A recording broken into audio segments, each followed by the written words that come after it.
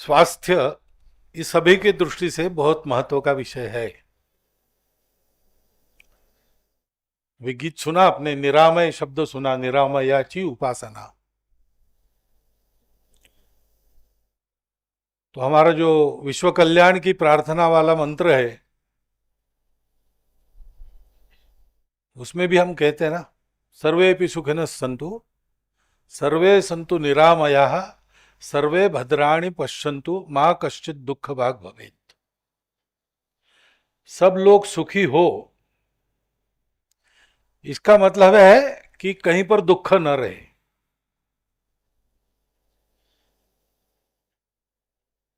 और दुख न रहे, सब सुखी हो, इसलिए दो बातें कही है केवल।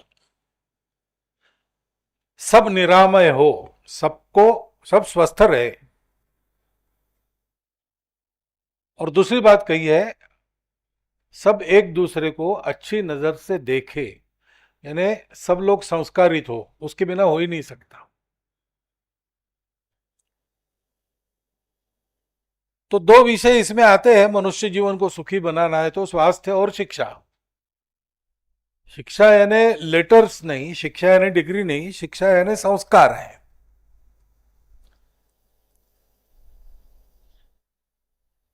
स्वास्थ्य के बारे में आज मैंने जो सुना, मुझे बड़ा आनंद हो गया।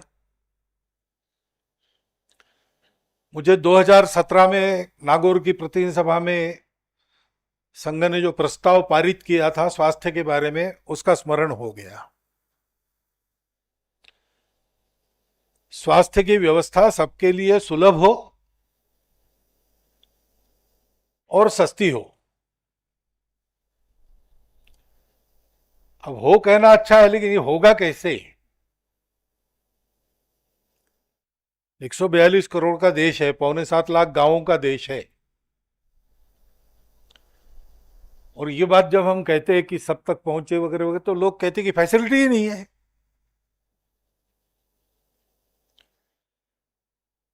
फैसिलिटी बाद में आती है, पहले मनुष्य आना चाहिए। फैसिलिटी लाने वाला मनुष्य है ना। कहानी आप सबको पता है कि बचपन में कौरव पांडव गुल्ली डंडा खेल रहे थे। वो गुल्ली एक ने मारा टोल तो कुएं में जाकर गिर गई। अब वो कैसे निकालना? कुआं बड़ा गहरा है, खाली है, पानी नहीं है, लेकिन उसको निकालने के लिए कैसे अंदर उतरे? तो उनको एक तपस्वी से कोई दिखे वहां, उन्होंने पूछा आप कौन है? तो उन्होंने कहा मैं द्रोणाचार्य हूं। आप कौन है? तो हम राजकुमार है। कौरव पांडव हम है।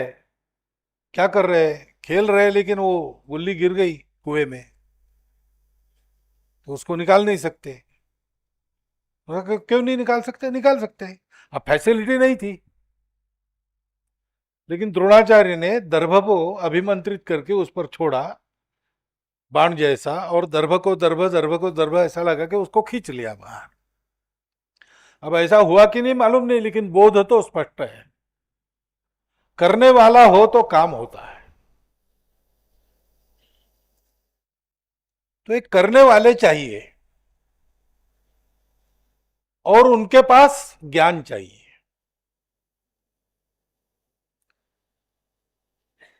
तो ज्ञान हमारे पास है, सबके पास है, परंतु हमारे पास विशेष है। विशेष क्यों है? क्योंकि हमारा अनुभव बहुत पुराना है जीवन का। हम इस भारतवर्ष में बहुत पहले से है, और दुनिया में अन्यत्र विकसित जीवन खड़ा हुआ उसके बहुत पहले से हम विकसित जीवन जी रहे थे। तो दुनिया का प्राचीनतम अनुभव चीन का है, हमारा उससे भी पहले का है। तो जीवन के उतार चढ़ाव, जीवन के सुविधापूर्ण बनाने के प्रयास में अनेक प्रकार के प्रयोग, ये सब हम कर चुके हैं। और वो सारा कर चुके हम, निष्कर्ष प्राप्त हुए, उन निष्कर्षों के आधार पर एक यशस्वी जीवन, वह भी 1000 साल तक, हजारों साल तक हमने जिया।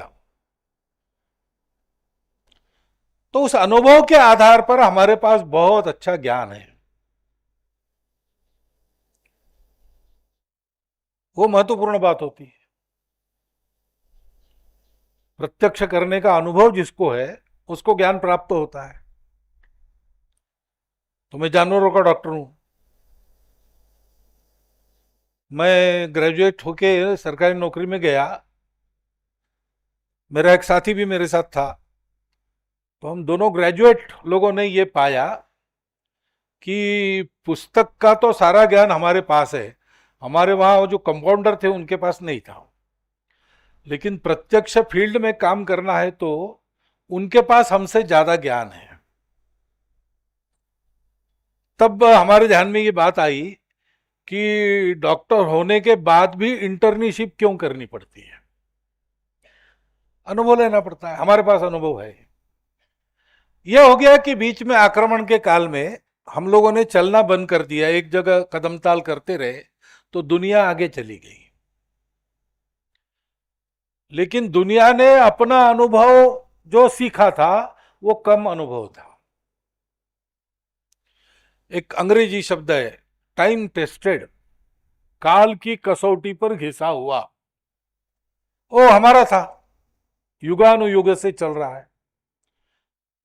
और दुनिया के विशेषकर पश्चिम के राष्ट्र तो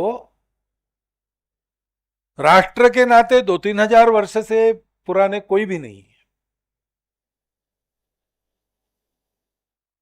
लेकिन हम परतंत्र हो गए, हमने बढ़ना बंद कर दिया, हम अपने आप को भूल गए।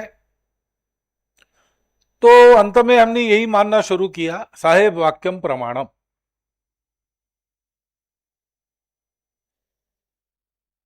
अब ये बात है कि ज्ञान के आधार पर दुनिया बहुत आगे बढ़ गई है, वो भी ज्ञान है। और दूसरी बात यह है जो डॉक्टर बड़गेज ने कही कि आयुर्वेद में बहुत सी अच्छी बातें हैं, लेकिन आज की दुनिया को समझ में आए उस प्रकार उसको प्रेजेंट करना पड़ेगा। इसलिए ट्रीटमेंट करो और रिकॉर्ड भी बनाओ।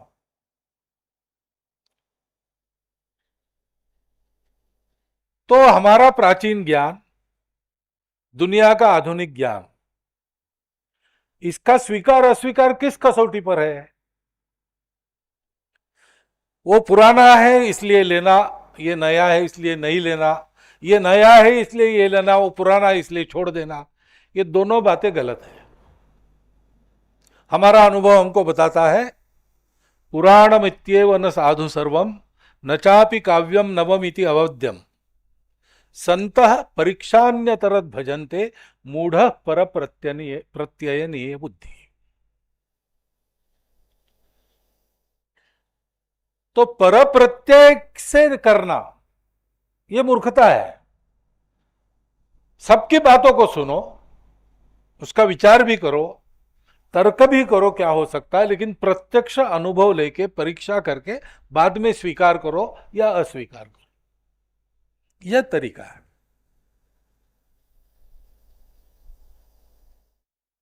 कुत्ता बीमार हो गया किसी का, पड़ोसी के पास कुत्ता था, पहले था, मर गया बाद में। उसको पूछा कि तुमने 10-12 वर्ष कुत्ते को पाला, मेरा कुत्ता बीमार पड़ा है, ऐसा ऐसा लक्षण है, क्या करना? अब वो डॉक्टर के पास जाओ, दूर है दवाखाना। तो उसने कहा कि देखो मेरे कुत्ते को भी ऐसे ही हुआ था कभी, तो मैंने उसको टिंचर आयोडीन पिलाया था। टिंचर आयोडीन कोई पीने की वस्तु नहीं है। तो उसने बोला, इसने घर में आकर एक टिंचर आयोडीन की बोतल लाई, कुत्ते को पिला दी तो वो कुत्ता तड़प तड़प के मर गया। तो ये चिल्लाते पड़ोसी के पास गए, तुमने बताया इसलिए मैंने ये किया। तो क्या हुआ? मेरा कुत्ता मर गया। उसका मेरा भी मरा था। ये प्रत्यय की चीज ऐसी होती। हम इतने दिन परप्रत्यय में पड़े थे, कई बातें अपने यहाँ की अच्छी थी,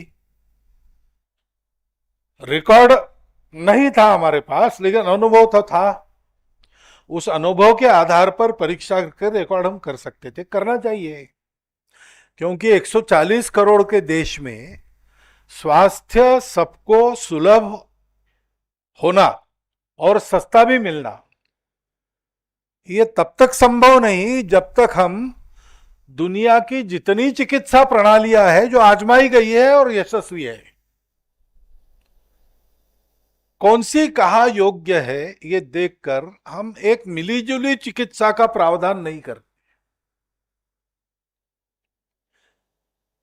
कुछ बातों का उपाय आयुर्वेद में जैसा है वैसा एलोपैथी में नहीं है, और कहीं कहीं आयुर्वेद रुक जाता है, एलोपैथी करनी ही पड़ती है। दोनों में कुछ ना कुछ तथ्य, अलग अलग अप्रोचेस से स्वास्थ्य का विचार किया।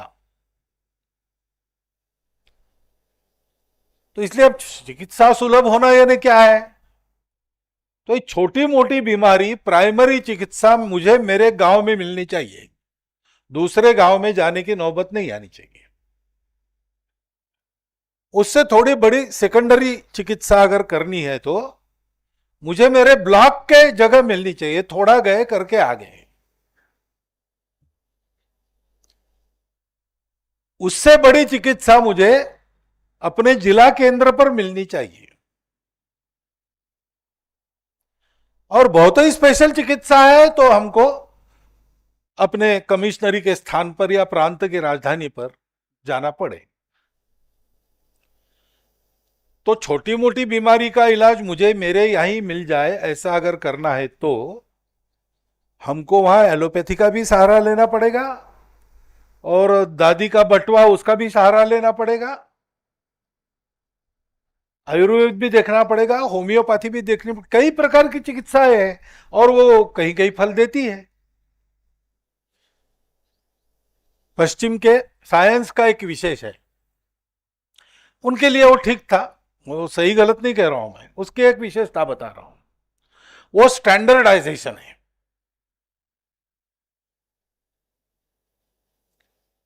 एपीसी लो, आपका सरदर्द बंद हो जाए, सब मनुष्यों के लिए एक ही उपाय। अब होता भी है, लेकिन हमारी चिकित्सा का विशेष है, हमारे यहां कस्टमाइजेशन है। हमारी परंपरा विचार करती है कि आदमी कौन है, कौन सी प्रकृति का है, उसको क्या देना चाहिए। एक ही बीमारी एक ही प्रकार की उतनी ही तीव्रता की मेरे में और मेरे पड़ोसी में है, हम दोनों आयुर्वेद के वैद्य के पास जाते हैं तो पहले नाड़ी देख के दोनों को अलग अलग बताता है, और दवाई भी किसको कहा की लगेगी।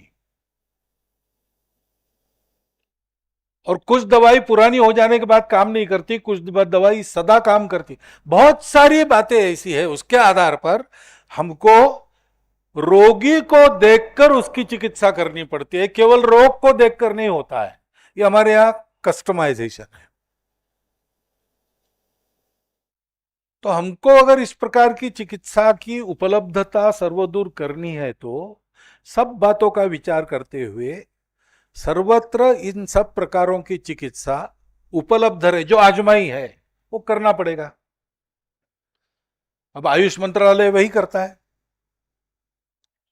लेकिन मुझे आनंद हुआ डॉक्टर बड़गे का भाषण सुनकर, ज्यादा हुआ, क्योंकि जो जो पूरा विषय उन्होंने रखा है वही मेरे भी मन में है, हमारे मन में उस प्रस्ताव में भी इसी प्रकार की बात कही है। और हम कहते तो बात अलग है, लेकिन उस क्षेत्र के जानकार लोग जब ये कहने लगते हैं तो फिर परिवर्तन आने की संभावना बड़ी प्रबल हो जाती है, और वो आने की आवश्यकता है। स्वस्थ भारत को खड़ा करना ही है, क्योंकि भारत स्वस्थ होगा तो भारत विश्वगुरु बनेगा। शिक्षा की भी चीज ऐसी ही है, उसको भी अंदर तक पहुंचाना है तो बहुत सी बातों का सहारा लेना पड़ेगा। और एक बात जो अधोरेखांकित दोनों के भाषणों में हुई कि ये काम अकेले सरकार नहीं कर सकती, जनता के सहभाग के बिना, समाज के सहयोग के बिना ये नहीं होता। और इसलिए कठिनाई कहां आती है? कठिनाई तंत्र की है। जानने वाले लोग हैं, लेकिन जिनको कार्यवाही करनी है उनके दिमाग में क्या है, उनको समझाना पड़ता है। उनको समझाने में बहुत समय जाता है। यूनिवर्सिटी में बैठे लोगों ने इस विचार को सुना है कि नहीं, इसका अनुभव किया है कि नहीं?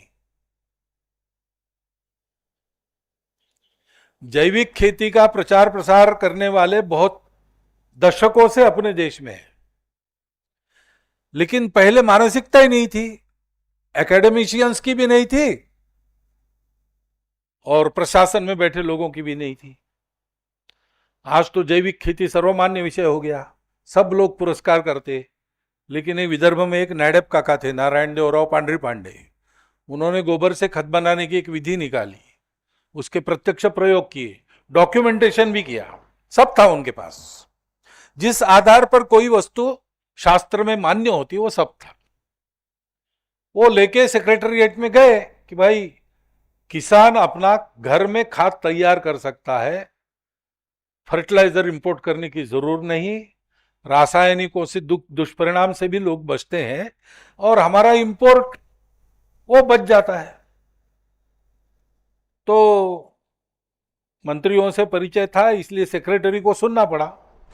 लेकिन वो सुनने के बाद वो कमरे के बाहर गए तो उन्होंने वो फाइल उठा के कचरे के बास्केट में डाल दी। तो ये मन ये बड़ा है, आखिर सारी बातें मन के भाव से निकलती है। हम लोग संघ के लोग काम करते रहते हैं ना, हिंदू समाज को एक बनाने का, लेकिन वो जात पात की बात आती ही है, कई बातें होती है। तो हमारे कार्यकर्ता भी कितने दिन करना, ये तो कुत्ते की पूंछ को सीधी करने जैसा काम है सब, इस विशाल समाज को एक बनाना। लेकिन 22 जनवरी को सुबह 11 से 12:30 तक संपूर्ण देश एक था। ये कैसे हो गया? तो मन का भाव जगा, जो देश के मन में भाव है उसी का वर्णन हम कर रहे थे, उसी के लिए कह रहे थे। लेकिन बहुत कठिन था, आगे बढ़ रहे थे धीरे धीरे, बहुत परिवर्तन आया, लेकिन फिर भी बहुत जाना बाकी भी है। तो कार्यकर्ताओं के, सामान्य कार्यकर्ताओं के मन में होगा कि नहीं, ये प्रश्न कायम रहता है। लेकिन एक क्षण आता वो भाव जग गया, तो हम देखते हैं कि सारा देश एक है। अयोध्या में पूरे देश का प्रतिनिधित्व है और संपूर्ण देश में घुमंतु लोगों के पालों पर, टांडों पर भी वही बात है। उस समय दूसरा कोई व्यक्ति दूसरा कुछ नहीं सोच रहा। ऐसा ही जब अपने देश पर आक्रमण होता है तब हो जाता है, क्योंकि मन का भाव जागता है, देशभक्ति जागती है, हमारी संस्कृति की परंपरा मन में जागती है, तो देश एक होकर काम करता है। तो ये बौद्धिकों में समझाने की आवश्यकता है और मनुष्यों के मन में भाव जागरण की आवश्यकता है। ये दोनों जब साथ चलेगा, उसके साथ शासन प्रशासन चलेगा, तो बहुत परिवर्तन आएगा। हमने पिछले कुछ वर्षों में ये देखा ही है। कोरोना के खिलाफ इतनी बड़ी लड़ाई हमने जीती। क्यों जीती? क्योंकि शासन ने कहा वैज्ञानिकों पर मेरा विश्वास है, हमारा विश्वास है। प्रशासन भी उसी लाइन में हो गया और हम भी उसी प्रकार के हो गए ना। हमने क्या किया इसमें? हमने दिए जलाए, हमने थाल बजाए। कुछ तथाकथित बुद्धिवादी लोग हंसे भी होंगे उसको कि कोरोना थाल बजाने से भाग, कोरोना थाल बजाने से नहीं भागता, लेकिन कोरोना भगाने के लिए जो करना पड़ता है पूरे समाज को, थाल बजा के समाज जुटता है। इस भाव का बड़ा महत्व है और इसलिए वो बात आ गई। मैंने भी वो बातें सुनी।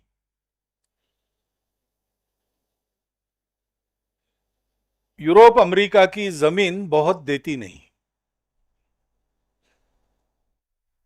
जमीन के आधार पर पूरा जीवन नहीं निकाल सकते।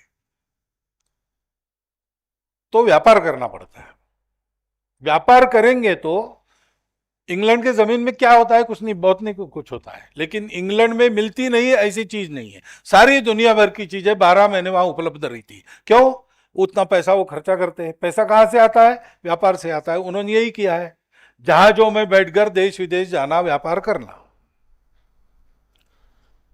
तो सारी बातों को देखने की दृष्टि ही व्यापारी बन जाती है। तो जीवन क्या है? जीवन भी एक सौदा है, कॉन्ट्रैक्ट है। सब अलग अलग है। सर्वाइवल के लिए आवश्यकता होती है, उनके साथ संबंध बनते हैं। नहीं होती है, उनके साथ संबंध नहीं बनते। जो आड़े आते हैं उनके साथ शत्रुता होती है। और ये सर्वाइवल के लिए लड़ना ही है। और जो अपने विरोधक है उनको खत्म करना है। और जो उपयोगी है उनका उपयोग कर लेना है। उपयोगी नहीं रहे तो फिर छोड़ देना है। क्योंकि सबसे महत्वपूर्ण बात क्या है? हम सब अलग अलग है, इसलिए मैं आखिर तक रहूं। सर्वाइवल। तो हर बात को देखने की दृष्टि यही हो गई। तो कई वर्ष पहले मैंने हमारी शिक्षा मंत्री का एक विधान सुना कि हमारा शिक्षा क्षेत्र $3 ट्रिलियन की इकोनॉमी है। अपने बच्चे को पढ़ाना ये कोई अर्थशास्त्र है क्या? उसको पेट भरने लायक बनाना ये आर्थिक विचार है क्या?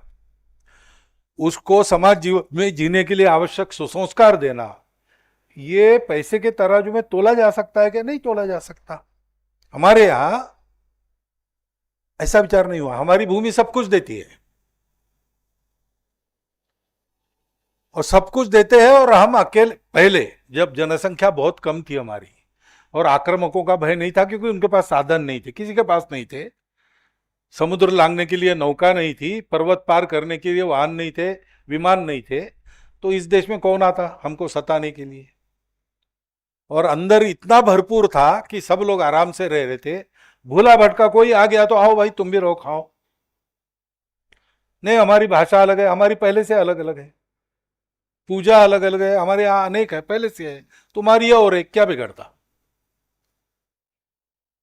तो हम शांति, अहिंसा आदि आदि को देख सके, विचार कर सके, उसको हमारे जीवन का अंग बना सके। हमारा स्वभाव ऐसा बन गया, कृतज्ञता का बन गया कि ये सब हमको देते हैं, ये सब हमको देते हैं। और दीर्घ अनुभव से हमने ये भी सीखा कि ये हमको देते हैं, हमने वापस नहीं दिया तो इनकी देने की क्षमता बंद हो जाएगी। और इसलिए पहले से हमने इसका विचार किया, जो भंडार शक्ति है यानी स्टोर्ड एनर्जी है, उसका हमने उपयोग नहीं किया, फ्लोइंग एनर्जी का उपयोग किया। हमारे सामने सर्वाइवल का प्रश्न नहीं था, क्योंकि हमने ये भी फुर्सत में खोज लिया था कि सर्वाइवल निश्चित है, वो रहता ही है, शरीर बदलता है, बार बार जन्माता है, कर्मों के फल भोगने पड़ते हैं, इसके लिए जन्म पुनर्जन्म मिलता है। जन्म मरण से चक्र के बाहर गए तो अमर हो जाते हैं। वैसे हम अमर है ही, शरीर हमारा अमर नहीं है। और इसलिए हमारी ये बात बनी, इस देह में मर गए तो अगला देह लेंगे। इसलिए खुदीराम बोस उत्तर दे सका अपनी माता को कि क्यों रो रही हूं, फांसी जा रहा हूं, लेकिन काम पूरा नहीं हुआ, मैं फिर से आऊंगा, फिर से आऊंगा वाली बात हमको पता थी। इसलिए सर्वाइवल हमारे सामने समस्या नहीं थी। भौतिक जीवन अच्छा चले, पारलौकिक जीवन भी अच्छा हो, इसलिए सर्वे भी सुखिनः सन्तु होना चाहिए। कालो वर्षति पर्जन्याः पृथ्वीं सस्यशालिनीं देशो अयम क्षोभ रहितो, यह अवस्था चाहिए। उसके लिए क्या करना? तो हमने एक जीवन की रचना ऐसी बनाई, उसमें हम सब लोग स्वावलंबी तो थे, लेकिन परस्पर निर्भरता के आधार पर जीवन रहते। और इस निर्भरता को हम डिपेंडेंस नहीं कहते थे, इसको बनाए रखने वाले काम को हम कहते जी ये धर्म है, जो सबको जोड़ता है, सबको ऊपर उठाता है। तो हमारे यहां स्वास्थ्य देना, स्वास्थ्य प्राप्त करना, व्यायाम करके स्वस्थ बनना और दवा दे के स्वस्थ बनाना, ये दोनों धर्म है, ये व्यापार नहीं है। हमारे यहां कोई चीज ऐसी नहीं है। हम जो जो काम कर रहे हैं अपना पेट भरने के लिए, वो इसलिए कर पाते हैं कि समाज को उसकी आवश्यकता है। समाज को आवश्यकता खत्म हो गई, टेक्नोलॉजी आ गई, पुराने अनेक व्यवसाय बंद हो गए, नए व्यवसाय लेने पड़े लोगों। जिन्होंने नहीं लिए वो पीछे रह गए। क्यों चलता है हमारा पेट भरने का धंधा? इसलिए चलता है कि समाज की आवश्यकता हम पूरी करते हैं। समाज की आवश्यकता पूरी करते हैं, समाज हमको देता है। यज्ञात भवति पर्जन्या, पर्जन्या वो पूरा श्लोक है, साइकिल बताता है। ये चक्र चलता है, और इसलिए लेकर बड़ा होना और दाम दुगना वापस देना, ये हमारा धर्म है। इसलिए डॉक्टरों का धर्म है चिकित्सा देना, वो कमाई का साधन नहीं है। पुराने जमाने में ऐसा कहते हैं कि 10-12 गांव मिलके एक वैद्य होते थे। वो वैद्य को बुलाना नहीं पड़ता, वैद्य को समाचार मिल गया कि किसी घर में कोई बीमार है, तो उसका काम है वहां जाके देखना। और कोई फीस वगैरह नहीं थी, वो घूमते थे, सर्वत्र सबकी चिकित्सा करते थे। साल में एक बार लोग उनका घर भर देते थे, अपनी अपनी हैसियत के अनुसार उनकी आजीविका चलती थी। एक व्यक्ति से लेकर सृष्टि तक इस परस्पर निर्भरता को जीवन के हमने पहचाना और उस नियम का धर्म बनाया। उस प्रवृत्ति से शासन, प्रशासन, जानकार लोग और सामान्य लोग, ये सब जब इस क्षेत्र में सारी दुनिया का उपकार करने के लिए अपने देश को समर्थ बनाना, ये सोचकर चलेंगे, तो ये समस्याएं ठीक हो जाएगी। मैंने आपको ये सब कठिन शब्दों में बताया है, आपने आसान शब्दों में पहले 2 भाषणों में यही सब सुना है। लेकिन अब ये धर्म करो करो करने से नहीं होता, उदाहरण चाहिए, आदर्श है धर्माचरण कैसे करना, इसके एक से एक उत्तुंग आदर्श हमारे यहां सर्वत्र है। लेकिन वो आदर्शों के प्रकाश में चलने जब जाते हैं तो कंटकाकीर्ण मार्ग दिखता है, सामान्य व्यक्ति का साहस नहीं होता। शिवाजी महाराज की जयंती करेंगे, पूजा करेंगे, हार पहनाएंगे, नारे देंगे, सब करेंगे, और शिवाजी महाराज फिर से आओ, प्रार्थना भी करेंगे, मन से करेंगे, यही एक क्लॉथ जोड़ देंगे कि शिवाजी महाराज जल्दी आओ, आपकी आवश्यकता है, मेरे घर में मत आना, पड़ोसी के घर में आना। क्योंकि हिम्मत नहीं होती। शिवाजी महाराज ने कितना उत्तुंग परिश्रम और त्याग किया है, कितना सहन किया है। फिर हम कहते नहीं, वो तो वही करना जाने, हम उनके सामने क्या है, हम नहीं कर सकते। हम नहीं कर सकते नहीं होता, हमको करना होगा तभी होगा, हमको करना होगा तब भगवान की उंगली लगेगी, हमारी अपनी अपनी लकड़ी लगेगी तब। इसलिए अपने जैसे लोग कर रहे, ये उदाहरण चाहिए।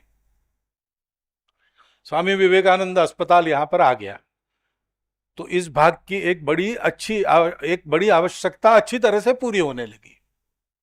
अब ये जो मैंने कहा प्राइमरी केयर गांव में वगैरह वगैरह, वो भी सपना, टर्शरी केयर लातूर तक आ गई, अब जिलों तक जाएगी।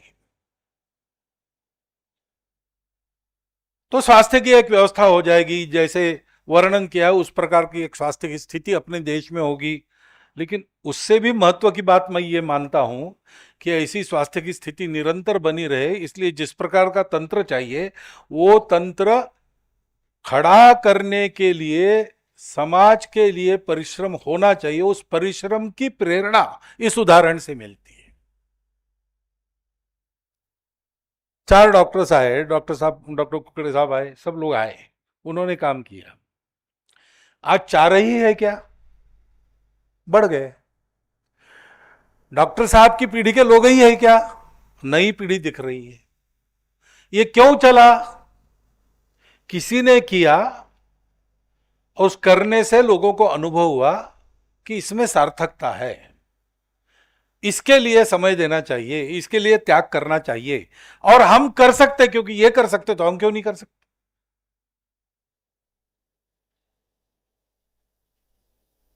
अपने यहाँ तीर्थ कहते हैं, तीर्थ, तीर्थों में स्नान करने से आदमी पुण्यवान हो जाता है, उसमें पवित्रता आ जाती है।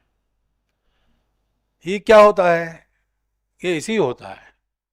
स्नान करना महत्व की बात नहीं, वहां जल होना महत्व की बात नहीं, वहां किसी महात्मा की तपस्या रहती है, उस तपस्या के फलों का, उस तपस्या के आधार पर जीवन जीने वालों का, अपने जैसे लोगों का वहां दर्शन होता है। स्नान के साथ साथ ये जब देखते हैं तब अपने मन का सारा कली कल्मश हर जाता है, और हम भी एक स्वार्थी मानव से दूसरों का विचार करने वाले, उनके लिए छोटा मोटा कुछ करने वाले, अपनी शक्ति लगा देने वाले वास्तविक अर्थ में मनुष्य बन जाते हैं।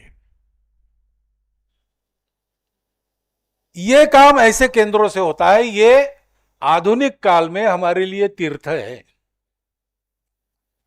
यहां आना, स्नान करो ना करो, लेकिन यहां देखना, यहां जो ऊर्जा है, यहां जो उस विचार का वातावरण है, उसमें अपने आप को सराबोर कर लेना और थोड़ा चिंतन करेंगे तो इसमें हमारा कर्तव्य बोध हमको प्राप्त होता है। यह होना चाहिए। और इसलिए अभी यहां तक आ गए, आनंद का विषय तो है ही। हम काम कर रहे, वो बढ़ रहा है। हम काम कर रहे, उसमें सामान्य लोग भी सहभागी हो रहे हैं, अपना हाथ लगा रहे हैं।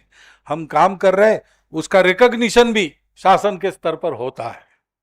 हम जिस दिशा में चल रहे, आज लोग भी उस दिशा में विचार कर रहे हैं। ये अच्छी बात है, लेकिन ये सब होगा ही, हम जो कर रहे हैं उसके कारण यही होगा। और हम क्या कर रहे हैं? हम ये कर रहे हैं कि हम अपना कर्तव्य जानकर समाज के लिए स्वयं का विचार छोड़कर जितना अधिकतम हो सकता है उतना कर रहे हैं।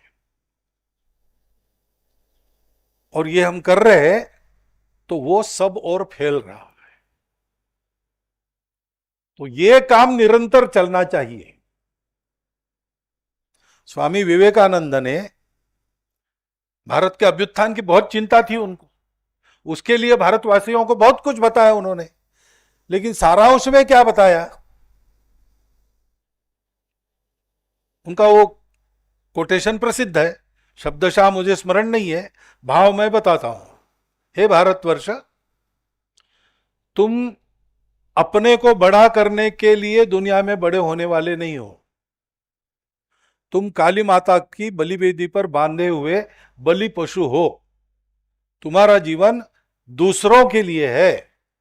विश्व कल्याण के लिए हलाहल पीने वाले शिव तुम्हारे आदर्श है। उनकी शक्ति की तुम उपासना करो। कायरता छोड़ दो। निर्भयता ही जीवन है, कायरता मृत्यु है।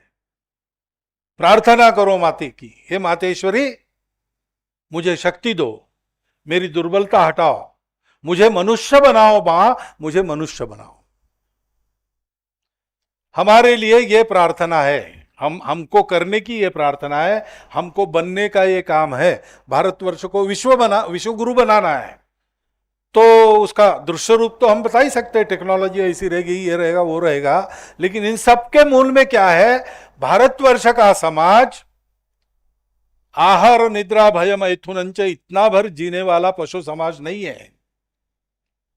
वो अपने जीवन के विकास में संपूर्ण विश्व का विकास चाहने वाला, कर्तृत्व के अहंकार के लिए नहीं, सारा विश्व मेरा कुटुंब है, इस भाव से, अपनेपन के भाव से विश्व की सेवा करने वाला वास्तविक मनुष्य है भारतवर्ष का प्रत्येक व्यक्ति।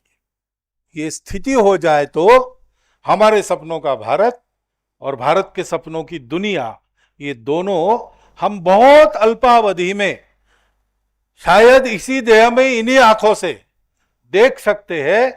इतनी समय की अनुकूलता आज हमको प्राप्त है।